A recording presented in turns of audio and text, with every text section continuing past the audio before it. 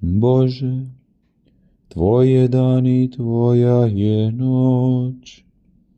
Daj da sunce pravde boravi u našim srcima, te uzmognemo stići k svjetlosti u kojoj Ti prebivaš.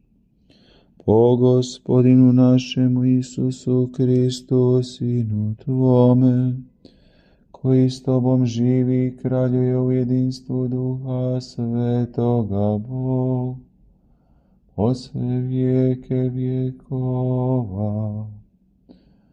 Amen. Blagoslovio nas svemogući Bog, sačuvao nas od svakoga zla i priveo nas u život vječni. Amen. Blagoslivljajmo Gospoda. Bogu hvala.